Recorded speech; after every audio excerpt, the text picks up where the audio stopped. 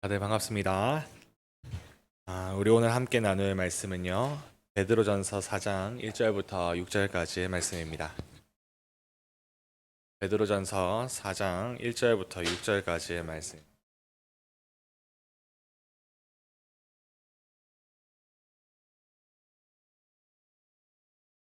저와 여러분들 한 절씩 교독하도록 하고 마지막 절은 같이 읽도록 하겠습니다. 4장 1절부터 6절까지입니다.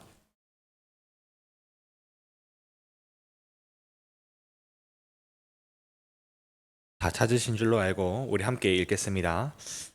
그리스도께서도 고난을 받으셨습니다. 그러므로 여러분 자신도 그리스도와 같은 마음으로 무장하십시오. 고난을 겪은 사람은 죄와 관계를 끊은 사람입니다.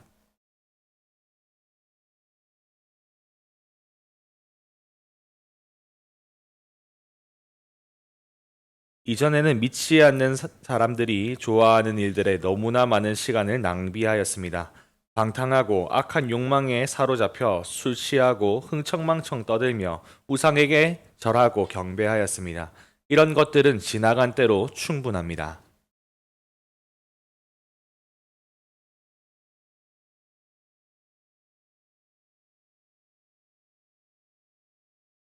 그러나 그들은 자신들이 저지른 잘못들을 산자와 죽은 자를 심판하시는 하나님 앞에서 낱낱이 말하게 될 것입니다.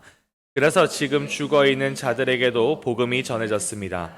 모든 사람과 똑같이 그들 역시 죽음의 심판을 받을 것이나 영으로는 하나님과 함께 살게 하기 위해서 그들에게도 복음이 전파된 것입니다. 아멘. 네. 여러분 다들 버킷리스트라고 하는 단어를 알고 계십니까? 버킷리스트 청년들에게도 한때는 굉장히 유행했던 말이었는데요. 죽기 전에 꼭 하고 싶은 일들, 해야 하는 일들을 의미합니다. 누군가한테 버킷리스트가 뭐냐고 물어보면 저 어떤 미슐랭 집에 가서 먹어보는 게 제 버킷리스트 중에 하나입니다. 뭐 이렇게 이야기를 하기도 하고요. 저도 그랬습니다. 스위스의 알프스 산맥을 가보는 게 제 고등학생 때의 버킷리스트였어요. 근데 지금은 사실 그렇지는 않습니다. 그때는 그냥 알프스 너무 예쁘겠다 이런 막연한 생각에 그런 마음들을 좀 가졌던 게 기억이 나요.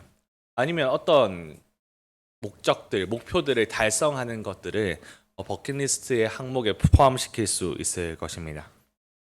치열한 삶을 우리가 살아가잖아요. 그런데 버킷리스트를 떠올리고 그리고 그것들을 적어보는 사람이 있다고 생각했을 때 그 사람의 표정이 좀 어떨 것 같나요?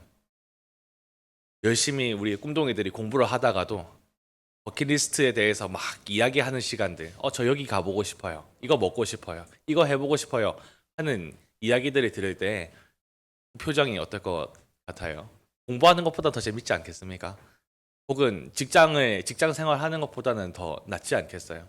아마 이 버킷리스트를 나누는 사람의 표정은 좀 긍정적일 것이다. 굉장히 희망차 있을 것이다. 라고 예상이 됩니다. 설레어하고 있겠지요. 그런데 이 단어가 가지는 흥미로운 점 중에 하나가요. 직관적으로 풍긴 어떤 이 긍정적인 분위기와는 다르게 그 유래가 되는 말이 죽음에서 왔다라는 죽음을 의미하는 속어, kick the bucket, 양동이를 차다, 교수형에 처할 때 혹은 자살하는 사람들이 이제 이 죽음을 뜻할 때 죽음을 뜻하는 이 속어에서부터 버킷리스트가 왔어요. 좀 충격적이죠. 아마 이 버킷리스트라고 하는 단어가 우리에게 알려지기 시작한 것은 2008년에 개봉했던 버킷리스트라는 영화 때문일 겁니다.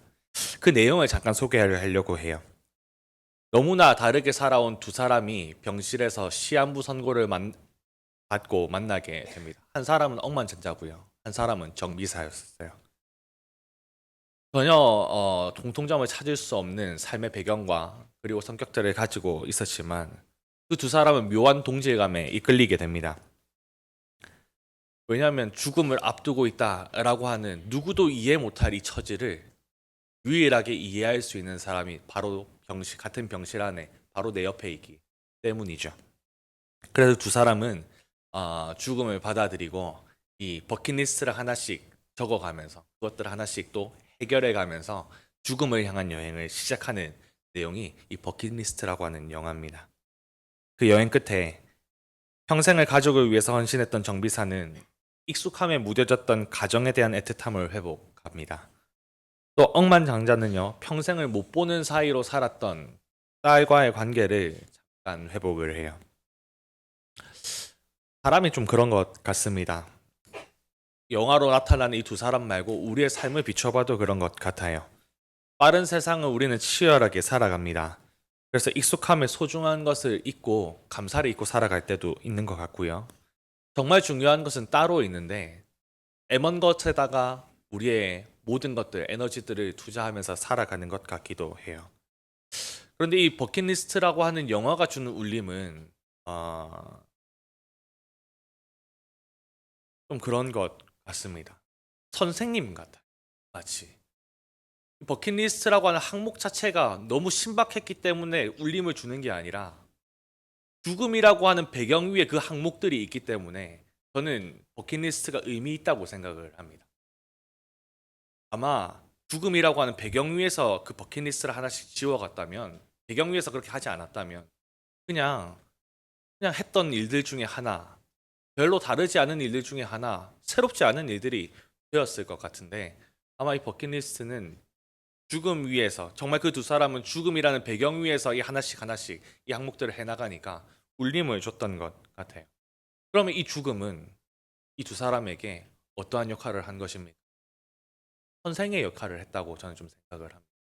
무엇을 잊고 살았는지, 무엇을 향해서 우리가 살아야 하는지를 알려주는 선생과도 같은 역할을 한 것이죠. 성경도요, 이 땅을 살아가는 성도들에게 죽음과 세상의 끝, 심판이지요. 이것들을 상기시키면서 우리가 어떤 삶을 오늘 살아야 하는지를 이야기해 줍니다. 전도자는 전도서 12장 13절에 이렇게 얘기를 해요. 세상 만사의 결론을 들었으니, 끝이 있으니 너희는 하나님을 경외하고 그분의 명령을 지켜라. 이것이 사람이 해야 할 본분이다 라고 가르쳐요. 그리고 하나님께서 다니엘에게 다니엘 12장 2절과 3절, 세상의 마지막이 심판과 부활에 대해서 예언을 하시면서 다니엘에게 마치 지혜롭게 사람들을 올바른 곳으로 인도하면서 별처럼 살아라 라고 교훈하잖아요.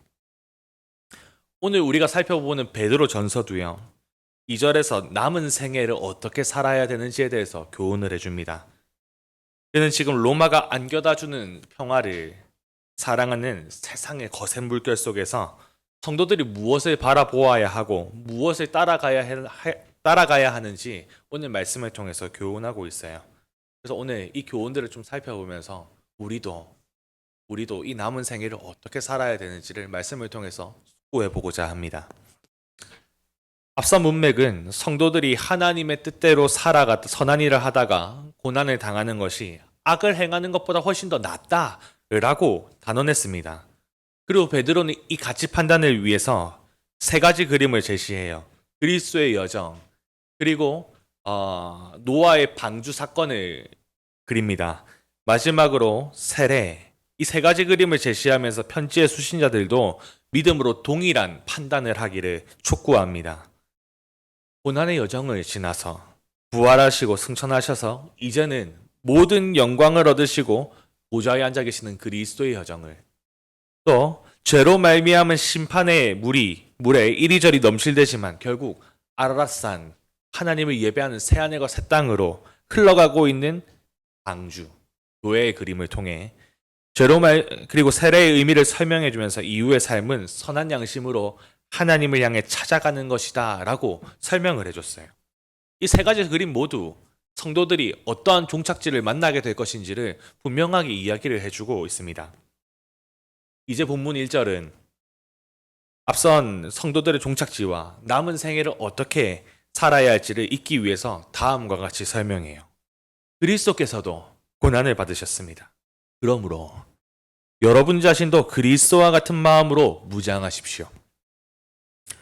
베드로는 그리스도께서 고난받으신 사실과 성도들도 그를 따라 행해야 한다라고 하는 이 명제를 자연스럽게 연결하기 위해서, 당연하게 연결하기 위해서 그러므로라고 하는 접속사를 사용하고 있어요. 베드로가 계속 성도와 그리스도를 떨어뜨려 놓기를 원하지 않는 것입니다. 베드로전서 2장 4절, 5절 어떤 내용이었냐면요. 사람들에게는 버림을 받았으나 하나님께는 함을 받은 산돌이신 하나님 그 산돌에게로 나아가라. 너희들도 나아가라. 라고 예수님과 성도들을 연결시킵니다. 21절도 우리를 그리스도의 발자취를 따라가는 사람들이다 라고 계속해서 오버랩 시켜서 보여줘요. 3장 17절과 18절 선한 일을 위해서 하나님의 뜻대로 선한 일을 행하다가 고난을 받는 것이 악을 행하는 것보다 훨씬 더 낫다. 그리스도께서도 그렇게 하셨다 라고 그리스도와 성도 계속해서 연결시키고 있습니다. 왜 베드로는 이렇게 그리스도와 성도를 떨어뜨리지 않기 위해서 노력하고 있는지 그 의도를 생각해 볼 필요가 있겠죠. 당시의 시대를 한번 기억해 보자고요. 여기저기 지금 로마의 깃발이 펄럭이고 있습니다.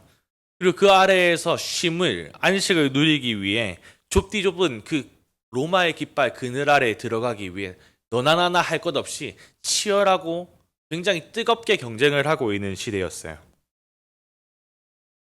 아마 죄성을 가진 사람이다. 성도들도 결국에 죄성으로부터 자유할 수 없기 때문에 그 속에서 성도는 군중과 세상의 물결을 따라 로마가 안겨주는 평화와 안녕을 남몰래 흠모하고 있지 않았을까? 그렇게 하나님과 세상 두 갈래로 갈라진 마음을 가지고 있지 않았을까? 저는 어렵지 않게 상상할 수 있을 것이라고 생각을 합니다.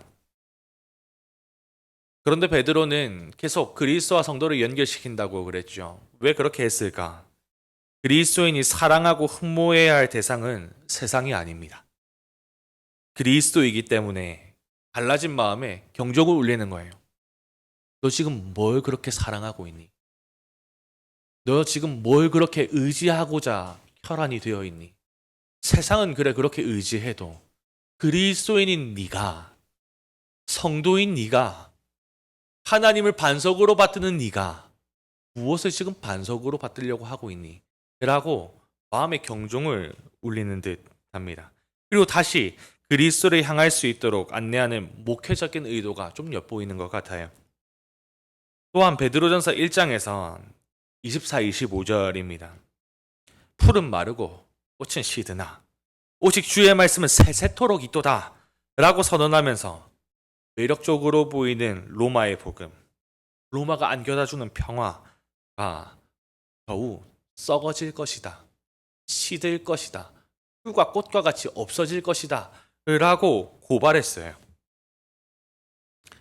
그와 대조적으로 영원한 영광의 자리에 앉아 있는 그리스도, 그리고 그 영광을 그와 함께 향유할 사람들, 그 사람들은 로마의 고위 관리직이 아닙니다. 로마의 총애를 받고 있는 사람들도 아니죠. 누굽니까? 그리스도께서 남기신 발자취를 따라 걸어가는 고난받는 성도들이다. 라고 말해주면서 그들을 격려해 줍니다. 그래서 베드로는 계속 성도와 그리스도를 떨어뜨려 놓으려고 하지 않아요. 그리스도가 영광 가운데 계시다라는 사실을 계속 언급합니다. 왜요? 우리도 그 영광을 함께 누릴 것이니까요. 만약 이 말을 듣고 세상이 아닌 그리스도를 쫓아갈 것을 결심했다면 그는 오늘 본문의 말씀과 같이 죄와의 결별을 선언하고 그리스도와 같은 마음으로 무장해야 할 것입니다. 죄와 결별한다는 것은 무슨 뜻입니까? 하나님만 거룩하게 따른다라는 뜻이에요. 이제 더 이상 죄를 버타며 살아가지 않고 그리스도만 내가 거룩하게 따라가겠습니다 라고 하는 것이 결별이잖아요. 죄와의 결별을 선언해야 합니다. 세상의 길과 그리스도의 길 사이에 숨겨져 있는 다른 사이길, 제3의 길은 없어요. 성경이 말할 때 없는 것입니다. 그래서 열왕기상 18장 21절 엘리야는 바알과 여호와 하나님 중 머뭇머뭇하지 마라. 하나님만 하나만 선택해라. 섬길 자라 하나만 택해라. 라고 소리쳐서 이야기했고요. 여호수아 24장 15절도 여호수아가 얘기하죠. 하나님과 다른 우상들 중에 섬길 자를 택하라. 둘 다 택하는 것은 없다. 하나만 택하라. 라고 강력하게 요청했습니다. 신앙의 회색지대가 없다라고 단언하고 있는 이어서 성경은 그리스도와 같은 마음으로 무장하십시오 라고 권면하는데, 육신으로 살아가는 성도가 어떠한 태도로 고난을 마주해야 하는지를 말해주고 있습니다. 가까운 문맥을 통해서 우리는 그리스도의 본을 발견할 수가 있죠. 3장 17, 18절, 제가 앞에서도 계속 인용을 했습니다. 그 내용을 따라 성도는 하나님의 뜻대로 선을 행하다가 고난을 만나는 것이 악을 행하는 것보다 훨씬 더 낫다. 왜? 그리스도께서도 그렇게 하셨기 때문에. 그리스도께서도 그렇게 하셨기 때문에. 그런 확신을 우리도 가져야 할 것입니다. 참고해서 따를 만한 모습을 히브리서에서도 찾아볼 수가 있어요. 히브리서 12장 2절에 예수님께서는 당하는 고난이 아무것도 아닌 것처럼 모든 부끄러움을 참아내셨죠. 왜냐하면 하나님께서 예비해 놓으신 기쁨을 기대했기 때문에, 소망이 있기 때문에 라고 히브리서는 이야기합니다. 이 내용은 베드로전서의 문맥과 굉장히 어울리는 듯해요. 1장에서 이미 베드로는 성도들이 썩지 않고 더럽지 않고 쇠하지 않는 영원한 유업을 이을 것이다 라고 이야기했기 때문입니다. 결국 그리스도의 마음으로 무장하십시오 라는 말은, 성도는 그리스도의 본을 따라 하나님의 뜻을 따라 살아가는 것이 악을 행하는 것보다 훨씬 더 낫다 라고 하는 확신과 예비된 유업을 이을 것이라고 하는 소망 가운데 고난을 마주해야 된다라는 사실을 가르쳐주는 것이죠. 이제 2절과 3절, 성도의 지난 삶, 즉 그리스도를 믿기 전의 삶을 상기시킴과 동시에 구원이 안내하는 새로운 방향이 있다라는 사실을 말해줍니다. 그러니 남은 때를 너희들이 구원받은 자로 이렇게 살아야 한다라고 하는 교훈으로 받아야 되겠죠. 비록 오늘 우리가 읽었던 쉬운 성경은요, 그 구원의 목적이 뚜렷하게 드러나는 것 같지는 않습니다. 하지만 그리스도는 이것을 향해서 가야 된다라고 하는 전치사, 개역개정은 뭐뭐 하려 함이다라고 하는 목적을 뚜렷하게 밝히고 있어요. 구원은 예수 그리스도께서 우리를 고난을 통해 하나님 앞으로 인도하여 내셨으니, 구원하셨으니 우리는 이제 더 이상 사람의 정욕을 따라서 살지 않고 그렇게 살아갈 수밖에 없는 인생의 방향을 하나님의 뜻대로 사는 방향으로 돌려서 이제는 그 길로 걸어가라 라고 하는 새로운 방향을 제시하는 것이죠. 오늘 3절에 열거되어 있는 방탕, 악한 욕망, 술 취함, 흥청망청 떠듦, 우상 숭배하는 것은 그 당시에 로마의 수많은 종교 생활과 문화 생활이라는 이름으로 자행되던 일이었습니다. 여기서 또 한번 유념해서 살펴봐야 할 대목이, 그리스도를 따르지 않는 불신자들을 베드로가 이방인의 뜻에 따라 행하는 자라고 표현하고 있다는 사실이에요. 쉬운 성경이 믿지 않는 사람들 정도로 이제 번역을 했지만, 다른 대부분의 번역들은 이방인을 뜻하는 그리스도를 충실하게 번역을 해놓고 있습니다. 왜 이게 좀 의아한가? 이제까지 베드로가 성도와 세상을 구분하여 표현하던 것들과는 사뭇 다르기 때문이에요. 베드로는 성도를 자기 고향을 떠나 잠시 다른 곳에 머물고 있는 나그네로 비유했었어요. 이는 천국이라는 본향이 있어 그곳을 향해 여행하는 성도들의 모습과 다수의 원주민들 사이에서 살아가는 소수의 몇몇 사람들, 이와 같은 형편을 좀 잘 반영하고 있는 좋은 단어다, 표현이다라고 생각이 됩니다. 그리고 나그네라고 하는 표현뿐만이 아니라 베드로는 이미 세상 속에서 주류가 아닌 비주류로 살아가는 교회의 형편을 잘 반영하는 표현들을 즐겨서 사용해 왔습니다. 바벨론의 포로로 잡혀간 이스라엘, 바벨론의 포로로 잡혀갔으니까 이스라엘은 소수죠. 주류입니까? 비주류입니까? 절대적인 비주류입니다. 주류는 그때를 호령하고 있던 바벨론이겠죠. 이때의 이런 이스라엘에게, 비주류로 살아가는 이스라엘에게 위로하는 하나님의 말씀을 그대로 인용해서 이 땅에서 나그네로 살아가는 성도들에게도 동일한 위로를 전하고 있어요. 그리고 2장에서는 모든 사람에게서 버림을 받았다. 그러면 모든 사람은 주류고 버림받은 예수 그리스도는 비주류로 보이는 것이 상식적인 해석일 것입니다. 근데 교회는 비주류인 그리스도를 따르잖아요. 그렇다면 여기서도 교회는 비주류로 표현되고 있는 것이죠. 3장 직접 문맥에서 구원을 얻었던 자 노아의 방주 이야기를 한번 생각해 보십시오. 그때에 죄가 흘러넘쳤죠. 모든 사람이 생각하는 것부터 악한 것을 보고 하나님이 사람을 지으셔서 한탄할 만큼 그 땅에는 죄를 자행하는 사람들밖에 없었다라고 표현하는 것이 굉장히 적절한 표현 같이 느껴. 근데 그때에 구원받은 사람이 겨우 8명이다 라고 이야기하고 있는 것처럼 교회는 절대 소수였어요. 주류가 아니라 절대적인 마이너 비주류였단 말입니다. 그리고 이러한 형편들을 그대로 반영해서 베드로는 교회와 세상을 구분해서 이제까지 설명해 왔어요. 그러니 당시에 주류인 불신자들을 이방인이다라고 표현하는 게 좀 의아한 겁니다. 지금 교회를 성도 옆에 살아가고 있는 성도 주변에 살아가고 있는 모든 세상은 다 믿지 않는 사람들이잖아요. 그러면 이방인이라고 했을 때 이방인이 95% 이상인 땅이 어디에 있겠습니까? 그러니 굉장히 좀 그대로 받아들이기에 아무 어떤 의도가 있어 보인다라고 하는 것이 그렇게 생각이 든다라는 것이죠. 비록 성경에서는 믿지 않는 자들을 이방인으로 표현하는 게 여기가 처음이 아닙니다. 굉장히 많이 그렇게 표현을 해왔어요. 하지만 그것은 유대인에게나 친숙한 표현이죠. 하지만 지금 편지를 받는 베드로전서의 편지를 받는 소아시아의 교회는 유대인뿐만이 아니라 이방인들도 섞여 있어요. 그리고 사실은 유대인들이 그렇게 많았을 것이다라고 예상을 하기가 쉽지 않습니다. 그럼 왜 베드로가 이러한 이방인이라고 하는 표현을 썼을까? 아마 이 선택의 이유가 따로 있었겠지요. 이방인은 구약에서 하나님의 언약 백성이었던 이스라엘과 혈통으로 다른 민족을 구분하기 위해서 사용되었던 단어였습니다. 하지만 예수님께서 마태복음 6장 산상수훈을 통해 이스라엘 안에서도 새로운 기준으로 이방인과 자기 백성을 구분하셨어요.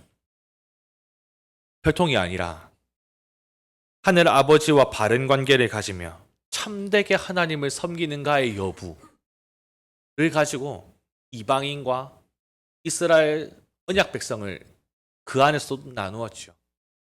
그래서 마태복음 6장에 뭐 얘기를 합니까? 구제, 기도, 금식 이와 같은 교훈들을 하시면서 예수님이 뭐라고 그러시죠? 이방인과 같이 하지 말고 그 당시에 경건의 대명사로 자행되던 그 일들을 이방인과 같이 행하지 마라 라고 이야기를 하면서 사실 뭐라고 이야기한 거예요? 그렇게 행하고 있는 이스라엘 백성들이 이방인이다 라고 이야기를 한 거죠. 베드로는 아마 로마의 물결에 따르는 이들과 하나님을 따르는 성도들을 하나님을 기준으로 주류와 비주류로 지금 나누고 있어요. 근데 여기서 재밌는 역전이 일어납니다. 성도들은 세상 속에서 공개적으로 수치를 당하기도 했을 겁니다. 많은 사람들에게 비주류로 인식이 되었겠지요. 그리고 말씀에 따라 거룩하게 살수록 수치를 더욱 당했을 겁니다. 저기 저 사람 또 저런다고. 저기 또 저 사람들 자기들끼리 모여가지고 밀회를 나눈다고. 그러면서 로마에 대한 제의적인 표시들은 하지 않으니 저 사람은 도대체 자기들끼리 모여가지고 뭐 하지? 쿠데타라도 일으키려고 하나? 그러한 오해들, 비방들을 받으면서 그렇게 거룩하게 살려고 하면 살려면 살아갈수록 그러한 이야기들은 더욱 거세어졌겠죠. 수치를 당하고 체면 구기는 일들이 많았을 겁니다. 한번 생각해 보십시오. 당시의 성도들이 어떠한 멘탈리티를 가지고 일상을 살아갔을지. 그래요. 교회에 와서는 예배를 드리면서는 서로를 보면서 또 하나님의 말씀을 확인하면서 그래, 나는 거룩한 제사장이야. 쫄 것 없어.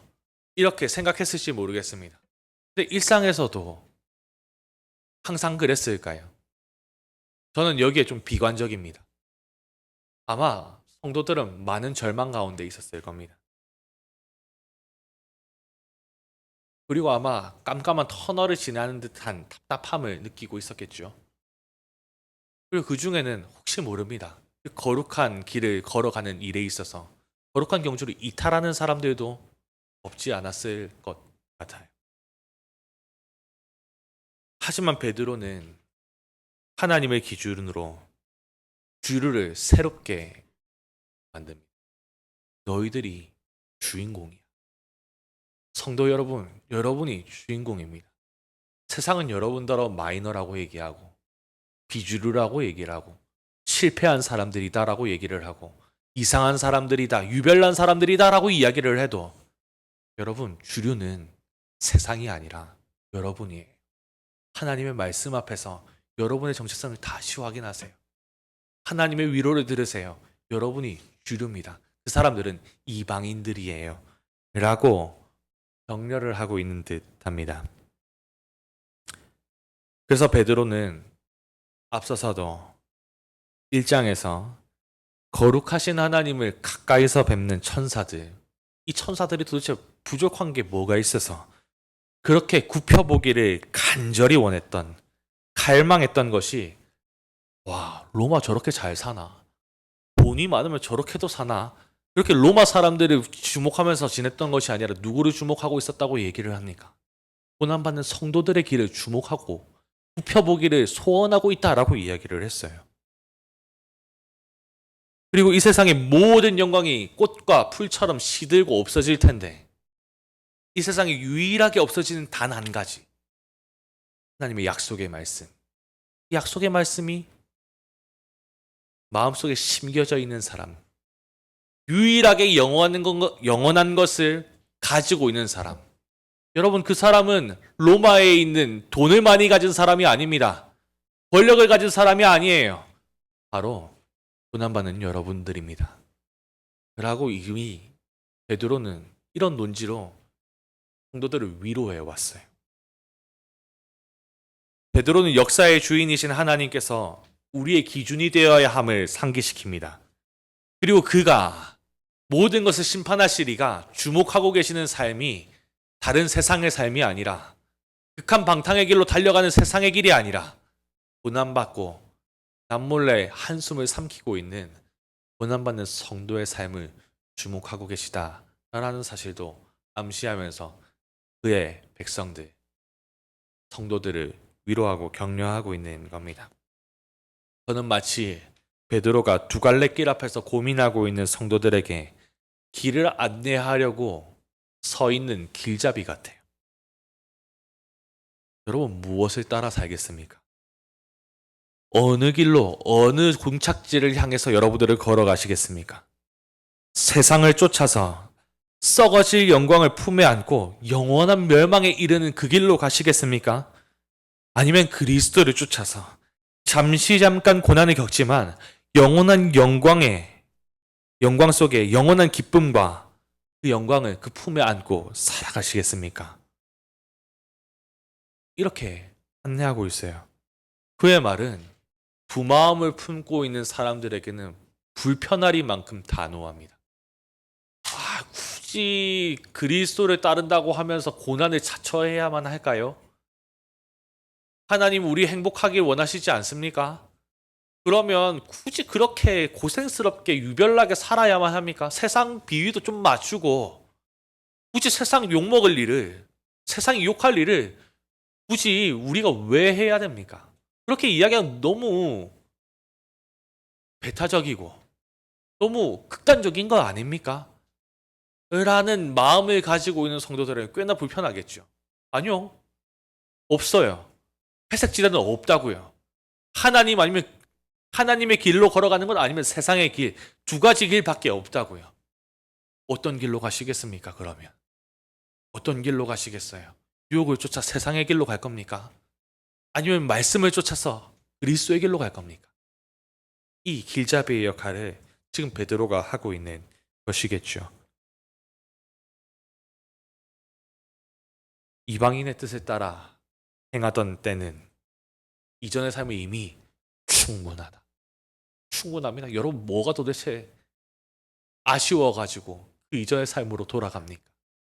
뭐가 아쉬워가지고 영원한 약속의 말씀을 마음에 품고 계시는 여러분들이, 그리스도와 함께 그 영광을 누리실 여러분들이 썩어질 그 세상의 약속의 유혹이 돼서 그 세상으로 다시 돌아가려고 하십니까?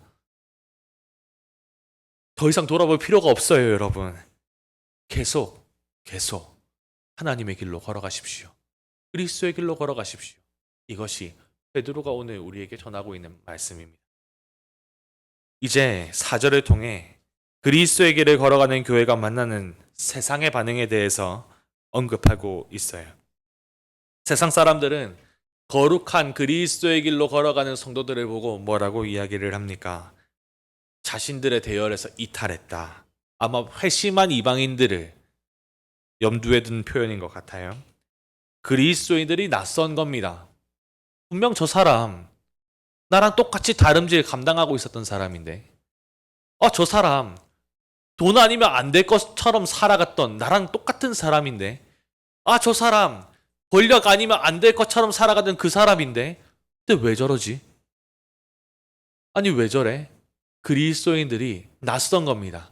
죄와의 결별을 선언하고 살아가는 거룩한 일상을 가지고 살아가는 성도들이 낯선 거예요. 그 사람들에게 비방을 쏟아낸다라고 얘기를 합니다. 쉬운 성경은 오늘 계속 쉬운 성경의 번역을 좀 부정적으로 이야기를 하는데요. 양해해 주시기 부탁드립니다. 방탕한 생활에 끼어들다 정도로 표현을 했어요. 근데 개역개정의 표현에 따르는 것이 훨씬 더 풍성한 의미를 줍니다. 극한 방탕에 다름질하는 것으로 옮기는 게 더 풍성한 의미를 확실하게 드러냅니다. 극한이라고 하는 그리스어는요, 물이 범람하는 홍수의 이미지를 상기시켜요. 그리고 방탕은 무절제하고 무질서한 구원받지 않은 삶을 나타냅니다. 왜냐하면 이 방탕이라고 하는 단어가 합성어예요. 부정어 아랑 그리고 구원을 뜻하는 단어가 합해져서 방탕이라는 단어가 나왔습니다. 구원받지 않는 삶, 구원받지 못한 삶, 무절제하고 무질서한 삶. 이 단어 자체에 극한 방탕, 구원받지 않은 삶의 범람, 홍수, 무질서의 홍수, 무절제의 홍수, 이 단어를 좀 생각을 해보면 직전에 3장에서 나오던 노아의 홍수 이야기가 자연스럽게 연상이 됩니다. 그리고 지금 교회 주변, 교회 이 세상의 조류가 어떠한 조류인지가 확실하게 드러나지요. 이 세상은 노아의 때와 같이 멸망의 파도 가운데 넘실대고 있는 것이 분명합니다. 모든 사람들은 그 가운데서 이리저리 흘러 떠내려가고 있는 것 뿐이에요. 근방을 평정하여 모든 이들이 추앙하는 로마라는 복음, 극한 방탕을 부추기는 로마의 수많은 종교들과 문화생활은 사람을 살리고 사람에게 만족을 주고 사람에게 기쁨을 주는 게 아닙니다. 멸망의 조류 더 깊숙한 곳으로, 그 깊숙한 곳으로 계속 빠져들게 만들죠. 죽음 가운데로 더 깊게 빠져들게 만드는 것입니다. 그러나 구원받은 자들, 그리스도를 주로 모시고 살아가는 교회는 세상 속에서 살아가고 있어요. 이런 조류 속에서 살아가고 있습니다. 하지만 멸망의 파도에 같이 허우적거리는 사람들은 아닙니다. 왜냐하면 그들은 그리스도의 몸, 교회라고 하는 방주에 올라탄 사람들이거든요. 겨우 몇 사람처럼 보일지는 모르겠어요. 노아 때와 같이 말입니다. 하지만 하나님의 완벽한 인도하심에 따라 하나님을 예배할 새하늘과 새 땅에 도착하여 영원한 기쁨과 영광을 안을 자들이 바로 교회에 타 있는 성도들, 방주에 타 있는 성도들이죠. 여러분, 이제는 베드로의 말이 아니라 저의 입술을 통해서 여러분들에게 질문하려고 합니다.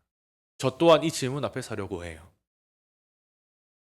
하나님의 뜻대로 살아가다가 고난받는 것이 악을 행하는 것보다 더 낫습니까? 우리는 이 가치 판단 앞에 서야만 합니다.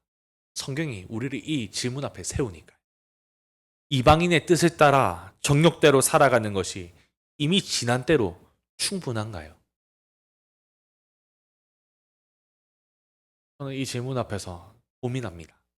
그리고 마음이 좀 많이 무너집니다.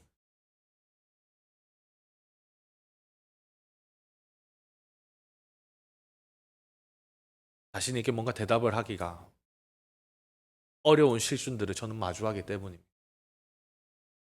그래서 선배 목사님들이 이야기해 주시는 그 조언들이 하나씩 둘씩 생각이 나요. 그래서 기도하지 않으면 어떻게 대답하면서 목사의 삶을 살아갑니까? 말씀 읽지 않으면 어떻게 살아갑니까? 이 질문에 대해서 아니요, 저는 그리스도로 말미암아 구원을 받았지만 여전히 죄와 버타며 살아가고 싶습니다라고 하는 이상한 대답만 내놓으면서 살아갈 수밖에 없다라고 하는 게 실존의 고백이라서 참 설교를 준비하면서도 마음이 무거웠어요. 우리 이 질문에 대한 마땅한 대답을 내놓기를 격려하는 차원에서 역사의 이야기를 좀 하려고 합니다. 1세기에 이 질문 앞에 섰던 성도들은 과연 어떠한 대답을 하면서 살았을까? 기록을 통해서 우리가 확인할 수 있는 내용들이 있어요. 1세기의 그리스도인들은 이교도 혹은 로마 황제를 숭배하는 무리들에게 이러한 평가를 받았습니다. 쾌락을 피해 우울하게 사는 사람들, 흥을 깨는 사람들, 이렇게 평가받았어요. 로마식 생활 양식에 반역하는 자. 그래서 이러한 불명예도 많았습니다. 인류를 혐오하는 자. 또 다른 예를 들어 볼까요? 고대 로마의 관료였던 플리니우스라고 하는 사람이 있어요. 이 사람은 우리 베드로 전서가 전해졌던 1절에 나오는 그 수신지 중에 한 곳, 비두니아라고 하는 곳에 총독으로 지냈던 사람입니다. 그가 112년경에 로마를 통치하고 있는 황제에게 보고를 보냅니다. 뭐에 대한 보고를 보내냐면 교회에 대한 보고를 보내요. 이러한 내용입니다. 지금 기독교가 그리스도를 따르는 무리들이 계속해서 우후죽순 일어나면서 그 세를 넓히고 있습니다. 굉장히 이 사람들 불쾌한 종파입니다. 이 사람들이 지금 전염병처럼 로마가 통치하는 모든 땅에 속속이 낱낱이 흘러들어가고 스며들어가고 있습니다. 어떻게 처리할까요? 라고 하는 보고의 내용이 오늘날까지 전해집니다. 기독교는 도시뿐 아니라 시골에까지 확산되었어요. 우상 신전들은 빈집이 되었습니다. 희생제물로 사용하기 위한 고기, 우상 숭배를 위한 고기죠. 이것들은 팔리지가 않아서 경제적으로도 골머리를 썩혔어요. 세상은 교회를 핍박했지만, 박해하고 비방했지만 복음은 더 널리, 더 깊숙이 전파되었고 마침내 380년경 로마의 국교가 기독교가 되었죠. 혹자는 로마의 국교로 기독교가 공인된 순간부터 기독교의 타락이 시작되었다라고 이야기를 평가하시는 분들도 하지만 그 이후의 삶은 그래요. 죄 때문에 그렇게 평가받을 수 있죠. 우리의 죄성 때문에 타락했죠. 뭐 어떻게 그 마이너였던 비주류였던 비방받았던 이상히 여김을 받았던 낯선 기독교가 로마의 국교가 되었을까요? 복음의 능력이 아니고서는 설명이 안 되는 거예요.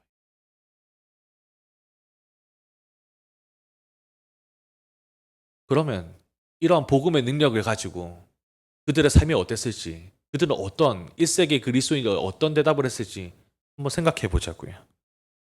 교회라는 방주에 올라탄 편지의 수신자들은 다시 죽음의 물결 가운데 뛰어드는 것이 아니었겠지요.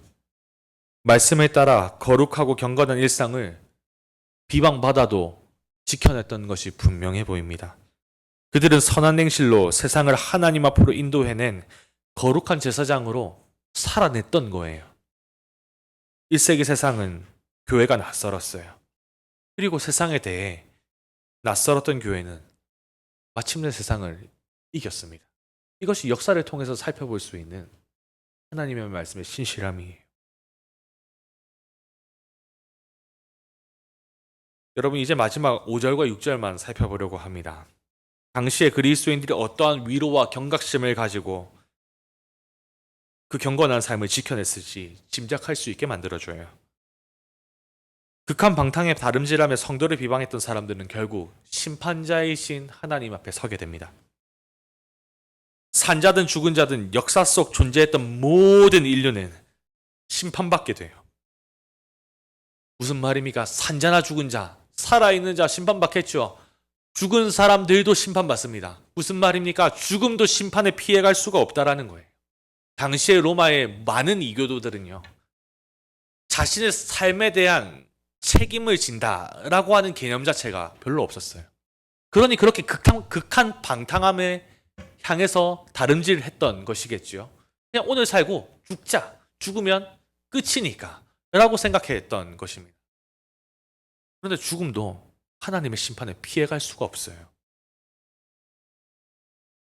그들은 자신들이 행한 모든 일을 선악간에 판단받게 될 것입니다. 특별히 그리스도를 따라 선한 양심으로 고난의 길을 걸어가는 성도들을 비방하고 때로는 박해하고 사람들 앞에서 공개적으로 망신을 주고 혹은 남몰래 비방하고 했던 이 모든 일들도 하나도 숨김없이 공의로우신 하나님 앞에 심판받게 될 것이다 라고 하는 게 5절의 내용이. 그렇다면 성도들에게는 이 사실이 어떻게 적용되었을까요? 경건하게 살아가다가 비방과 박해를 만난 마음이 상하고 자신을 낯설어하는 사람들을 보고 때로는 외로움을 느끼고 로마 황제를 숭배할 수 없어서 제의적 의식을 하지 않으니 똥이나 악을 준비하는 자로 오해받는 쓰라린 마음 남몰래 안고 있었겠죠. 우리들도 그러잖아요. 세상 사람들에게 유별난 사람, 흥 깨는 사람, 분위기에 못 맞춰주는 사람, 조직에 어울리지 않는 사람, 이런 평가받으면 우리의 마음이 성합니까? 성하지 않잖아요. 아프잖아요. 쓰라리잖아요. 하지만 심판하시는 하나님의 눈을 피할 수 있는 것이 하나도 없다 라고 하는 이 사실이 뭘 의미합니까? 성도의 이 고난을 하나님께서 알고 계신다라는 겁니다.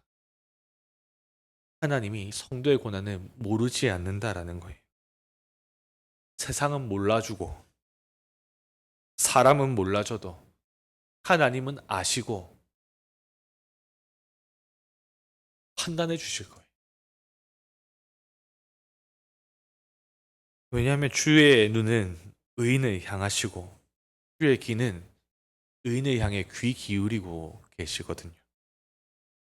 또한 우리가 다음에 살펴볼 4장 13절에는 이런 말씀이 있습니다. 그리스도의 이름 때문에 모욕을 받는다면 그것은 도리어 복입니다. 왜 복일까요? 치욕을 받는데. 이는 영광의 영이신 하나님의 성령이 여러분과 함께 계시다는 표시이기 때문입니다. 라고 기록해요. 개역개정은 이렇게 표현합니다. 영광의 영이 너희 위에 있음이라. 고난받는 성도들의 머리 위에 영광의 영이. 많고 많은 영을 수식할 수 있을 만한 표현들이 많았을 텐데 왜 영광이었을까요? 세상 가운데 그들은 불명예 가운데 살아가고 있기 때문입니다. 하지만 하나님의 영광의 영이 성령 하나님께서 그리스도의 이름으로 치욕받는 그 사람들의 머리 위에 지금도 계시다. 지금도 계시다.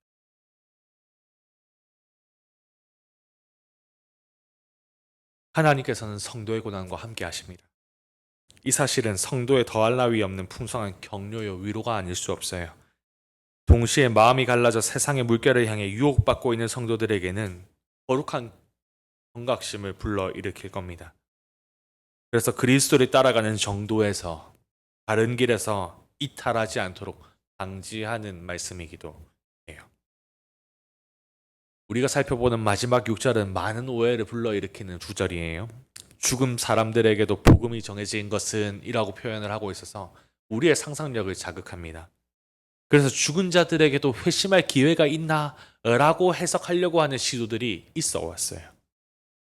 하지만 여기에 나오는 죽은 자들은 그리스도의 길을 걷다가 죽음을 당한, 죽게 된 성도들을 의미하는 것이 자연스러워 보입니다. 왜냐하면 먼저 앞선 5절이 세상의 사람들이 살았든지 죽었든지 관계없이 모두가 하나님 앞에 그 죄를 고하며 심판받을 것을 이야기했죠. 죽음도 심판을 피할 수 없다고 얘기를 했지 않습니까? 그리고 난 다음에 6절을 이를 위하여라고 하는 접속사로 이으면서 말을 이어나가요. 비록 그리스도의 복음을 듣고 이 땅 위에서는 사람의 판단과 세상의 판단 혹은 공적인 재판이었을 수도 있을 것 같아요. 그것을 통해서 죽은 성도들의 경우에도 하나님의 위로와 하나님께서 약속하신 예비된 영광, 그 복음이 유효하다라고 하는 것을 나타내주는 구절입니다. 성도를 향한 하나님의 신실한 복음의 약속은 죽음도 막지 못하는 것이죠. 이 땅에서 비방을 받다가 끝내 비방을 받다가 그 두 눈을 감아도 그 성도에게는, 그 죽음을 바라보는 성도들에게도 세상은 알 수 없는 기쁨과 감사가 터져 나올 수 있는 것이 바로 이 대목이지 않습니까? 죽음도 하나님의 약속을 막을 수가 없어서 이 성도는 고난 받다가 그리스도의 이름으로 치욕을 감당하다가 두 눈을 감고 잠에 들었으니 또는 하나님의 영원한 영광 가운데 안기. 그리고 이 영원한 영광이 나에게 예비된 영광이기도. 그러니 우리에게 더할 나위 없는 위로요 격려인 것이죠. 이제 설교를 정리하려고 합니다. 오늘 살펴본 베드로전서는 성도들이 남은 때를 어떻게 살아야 하는지를 교훈했어요. 그들은 극한방탕을 부추기는 사회 문화 속에서 함께 다름질하지 않았습니다. 비록 그것이 세상으로 하여금 낯선 일을 바라보는 경계하는 눈초리와 비방을 자아냈고 부패한 육신으로도 정욕을 따르고 싶은 유혹이 있었겠지만 성도들은 하나님 앞에서 거룩한 생활을 지켜나가는 것을 멈추지 않았어요. 이는 끝날에 모든 것을 심판하실 하나님에 대한 믿음, 훗날뿐만 아니라 지금도 심판하시는 하나님께서 성도들의 고난 가운데 함께한다는 위로와 경각심이 쉬이 지치는 성도들로 힘을 얻게 했을 것입니다. 심지어 죽음도 하나님께 받을 심판을 피할 수 있는 면죄부가 되지 못하고 성도들을 향한 하나님의 약속의 말씀을 패하지 못한다는 사실은 힘든 상황 속에서도 그리스도를 따르는 걸음에 힘을 더해 주었을 것이었죠. 이 편지를 받아보았던 소아시아의 교회는 말씀을 받아서 순종했어요. 근데 이제 이 말씀의 바통이 오늘을 살아가는 우리에게 맡겨졌습니다. 그래서 몇 가지를 짧게 정리하고 마치려고 해요. 3가지 정도로 정리를 할 겁니다. 먼저, 세상에는 낯설고 그리스도에 대해서는 익숙한 사람으로 살아가기를 부탁드립니다. 성도는 정욕을 따르는 자가 아니라 그리스도를 따르는 자들이에요. 트렌드라는 이름으로 세상의 가치에 매몰되지 마십시오. 물질주의, 소유주의, 결과주의, 외모지상주의, 복음과 상관없는 가치에는 좀 낯선 사람, 그러한 물결에는 좀 많이 느린 사람이 되어도 뒤처진 사람이라고 평가받을지언정 하나님께 동일한 평가로 이어지지는 않을 겁니다. 오히려 빠른 걸음이 하나님께 어떠한 평가를 받을지 고민해 봐야 되겠죠. 세상의 가치에 익숙하다가 예수님께 낯선 자가 되지 않도록 스스로를 살펴야 됩니다. 예수님께서는 다음과 같이 교훈을 했었어요. 마태복음 7장 21절부터 23절입니다. 제가 준비해놨으니 한번 같이 읽어봤으면 좋겠어요. 읽겠습니다. 나에게 주님, 주님이라고 말하는 사람 모두가 하늘 나라에 들어가는 것은 아니다. 하늘에 계신 내 아버지의 뜻대로 행하는 사람만이 하늘 나라에 들어갈 것이다. 그날엔 많은 사람이 나에게 이렇게 말할 것이다. 주님, 주님, 우리가 주님의 이름으로 예언하고 주님의 이름으로 귀신을 내쫓고 주님의 이름으로 많은 기적을 베풀지 않았습니까? 그때 내가 분명하게 그들에게 말할 것이다. 나는 너희를 모른다. 악한 일을 행하는 자들아, 내게서 썩 물러나라. 예수님의 이 교훈은 안일했던 우리의 마음을 탄탄하게 다시 한번 매듭지어 주시오. 모른대요. 모른답니다. 모르실 수가 없는 분이 모른답니다. 왜 모를까요? 그리스도의 길을 걷지 않았기 때문입니다. 그리스도의 가치를 따르지 않았기 때문입니다. 뭐 하다가요? 세상의 가치를 따르다가, 세상의 복음을 따르다가, 어떤 길을 걸어가야 하는지 모르는, 잊어버린, 아니요, 사실은 처음부터 그 마음에 있지 않았던 걸음이었을 것이라고 성경을 통해서 얘기할 수밖에 없습니다. 그래서 다음 세대를 살아가는 청년, 대학생, 운동이들에게도 저는 말씀을 빌어서 이렇게 이야기하고 싶어요. 유행 너무 따라가지 마십시오. 유행 너무 따라가지 마세요. 트렌드 너무 빠른 것, 그게 100%다 악하다, 이렇게까지 얘기하고 싶지 않은데요. 그런데 그 물결 끝에 뭐가 종용되고 있는지, 혹시 1세기의 로마가 그랬던 것처럼 극한 방탕, 음란, 이기심, 이러한 것들을 종용하고 있는 물결이라면 여러분, 용기 있게 거절하십시오. 그게 그리스도를 따라가는 성도들이 세상을 대하는, 그리고 세상이 그리스도를 볼 때 낯선 모습일 것입니다. 두 번째로, 남은 때를 하나님의 뜻을 따라 살기를 결단하십시오. 구원받은 성도는 인간이 죄의 삭스로 지불해야 하는 사망으로부터 자유롭습니다. 십자가 구속의 은혜로 말미암은 죄로부터의 자유가 이제는 하나님의 뜻대로 살기 위함임을 잊지 마십시오. 십자가는 더 이상 이전처럼 죄와 버텀을 살아갈 수가 없고, 이제는 그리스도 예수와 거룩하게 연합했다라고 하는 표입니다.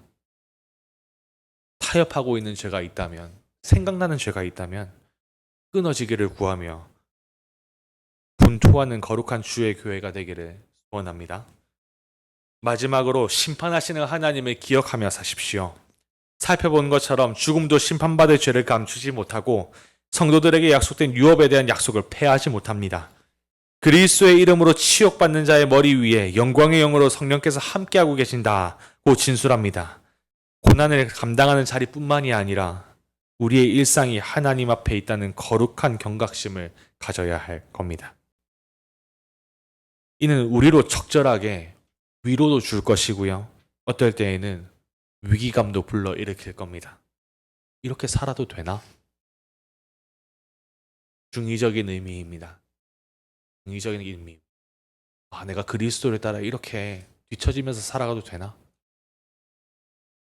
그런 거룩한 일상 가운데 하나님이 위로하실 겁니다. 된다. 괜찮다. 세상에 안겨다 줄 수 있는 것에 너무 목매지 않아도 내가 더한 것으로 너에게 약속해 놓은 것이 있다. 지금도 그 증거가 있다. 라고 위로하는 그 말씀을 들으십시오. 또 이렇게 살아도 되나? 위기감을 느끼십시오. 내가 성도인데 이렇게 말씀 읽지 않아도 되나? 내가 성도인데 이렇게 기도하지 않아도 되나? 내가 성도인데 하나님과 상관없는 이러한 삶이 너무 오래 지속되는 이게 괜찮은 건가? 위기감을 느끼고 그리스도에게로 돌아오십시오. 그리스도의 길로 방향을 다시 바꾸십시오. 이는 우리로 적절하게 위로와 위기감을 주면서 우리의 나그네의 여정을 마치기까지 우리를 안전하게 지켜줄 겁니다. 더 나아가 세상을 이기고 우리의 삶을 통해 기어이 생명의 빛이 비춰져서 거룩한 제사장의 사명을 감당했다는 승리의 계가가 우리의 삶 가운데 좀 나눠졌으면 좋겠어요. 사랑하는 호세대 교회가 주를 경외하고 주께서 주시는 위로 안에서 주어진 삶을 감당해 나가는 주의 백성으로 살기를 기도하고 저도 그 일원으로 열심히 일상 속에 분투하며 살아가겠습니다. 일주일 동안을 잘 살아가시기를 부탁드립니다. 이제 잠깐 함께 기도하고 하나님께 우리의 마음을 올려드렸으면 좋겠습니다. 우리 말씀을 기억하면서 한 가지 기도했으면 좋겠어요. 하나님, 말씀을 듣고 비춰보니 우리가 끊어내야 하는 죄, 세상의 길을 걸어가고 있던 그 시절들을 하나님 앞에 돌이키고 다시 그리스도의 길로 걸어가야 한다라고 하는 이 사실 앞에 회개해야 할 것들과 또한 우리의 마음을 다시 다잡고 결단해야 할 거룩한 것들을 좀 기억하면서 하나님, 이 거룩한 결단이 삶으로 이어질 수 있도록 인도해 주십시오. 도와주십시오. 우리 그렇게 기도하는 시간이 되었으면 좋겠습니다. 기도하겠습니다. 사랑하는 하나님, 감사합니다. 오늘도 하나님, 우리를 아버지, 우리에게 생명의 말씀을 허락하시면서 우리를 아버지 넉넉하게 위로하시고 아버지 충분하게 격려하시는 하나님의 약속의 말씀을 우리가 살펴보게 됩니다. 하나님, 우리가 이 세상을 살아가면서 아버지 때로는 비방받으며 또한 하나님 때로는 아버지 하나님 그렇게 고난을 받으며 우리의 마음이 꺾이고 하나님을 향한 아버지 하나님 거룩한 걸음에 그 온도가 차가워질 때를 아버지 우리는 많이 마주하는 것 같습니다. 하나님, 우리가 말씀을 통하여 아버지 하나님 힘을 얻기를 소원합니다. 아버지 또한 말씀을 통하여 아버지 하나님 우리의 마음이 새로워지기를 구해봅니다. 우리 안에는 하나님을 향하여서 경주할 만한 실력도 신실함도 하나님 열정도 없는 죄인들입니다. 하나님, 우리를 긍휼히 여겨주셔서 아버지 하나님 주를 의지하는 자들마다 날마다 새로워지는 중심들이 아버지 하나님 힘을 주시는 하나님의 손길이 아버지 하나님 날마다 느껴져서 하나님을 향하여 거룩한 걸음을 아버지 하나님 계속해서 걸어갈 수 있도록 하나님 은혜를 베풀어 주시고 하나님 인도하여 주시며 아버지 하나님 우리 가운데 힘을 주시기를 아버지 하나님 간절히 소망해 봅니다. 아버지 그렇게 인도하여 주시고